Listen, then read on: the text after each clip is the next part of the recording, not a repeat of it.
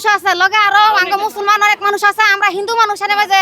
সবাই মিলে বসবাস করতেছি গরিব মানুষ আঙ্গ ফেডের ভিতরে সাহারা লাতি দিয়ে আঙ্গ রক্ত চুষে খাইতো চাই গেলেন দেখবেন যা আমগো যে এই রক্ত চুষে না খাইতারে আমরা যে বিটা হারা হই না আমগো স্থান যে থাকে আঙ্গ ভাইয়ের তলে মাটি যে না সরে আমাদের পূর্বপুরুষ থেকেই আমরা এই এলাকায় থাকতেছি ভূমিহীন জায়গা আঙ্গ জায়গা সম্পত্তি নাই না ভূমিহীন জায়গা থাকতেছি আজকে দস্যুরা আমাদের বাড়িঘর দখল করে নিতেছে কিন্তু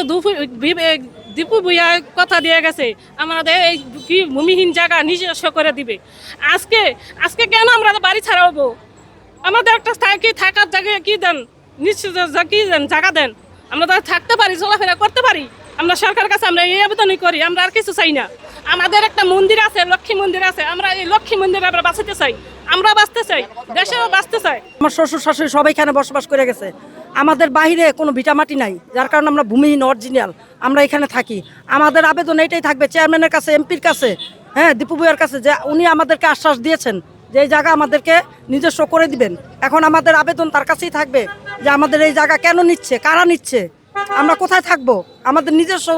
ভিটা বাড়ি নিয়ে গেলে আমরা কোথায় থাকবো এটা চেয়ারম্যান কাছে এবং এমপির কাছে সরকারের কাছে আমাদের আবেদন এই পর্তুষে নাকি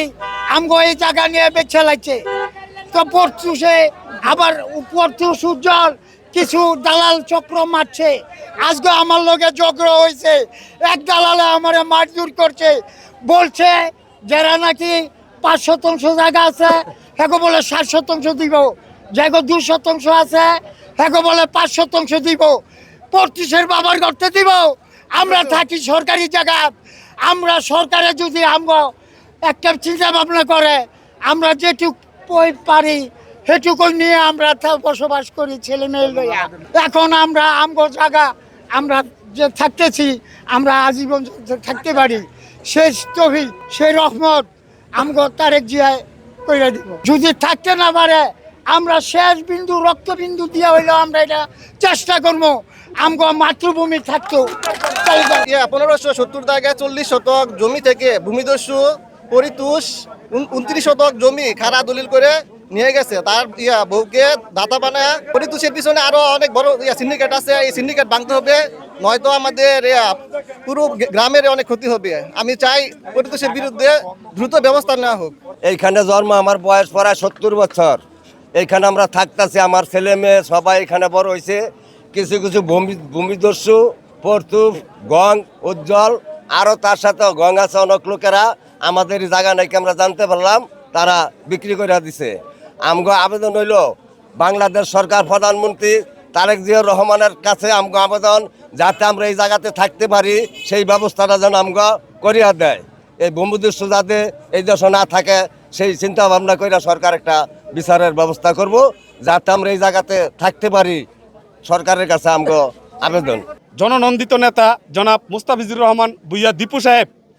এই হিন্দু সম্প্রদায়ের লোকদের একটি প্রতিশ্রুতি দিয়েছিলেন আমরা সহ দিয়েছিলাম যদি আমাদের দল ক্ষমতায় আসে তাহলে আপনারা যেভাবে এই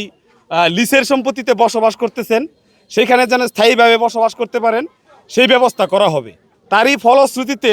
এই অত্র অঞ্চলের লোক স্বতঃস্ফূর্তভাবে আনন্দদায়ক মনে আমাদের এই ধানের শীষ মার্কায় তারা ভোটদান করে এবং স্থায়ীভাবে বসবাস করার জন্য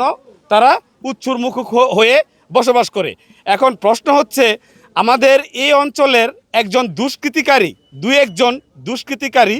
সে আসলে আমাদের এই আওয়ামী ফেসিবাদের সময় অনেক লোকের এখানে প্রমাণ আছে আমাদের সরকারি চাকরি করে শাহীন প্রমাণ দিয়েছেন অলরেডি কখনো তার বউকে সে কি বলে ওয়ারিশ তৈরি করে কখনো তার মাকে তৈরি করে এভাবে তারা খারা দলিল করে ইতিপূর্বে অনেক সম্পত্তি সে গ্রাস করে নেয় যার ফলে আমাদের যারা এখানে মাতবর পর্যায়ে বা স্থানীয় হিন্দু সম্প্রদায়ের লোক আছে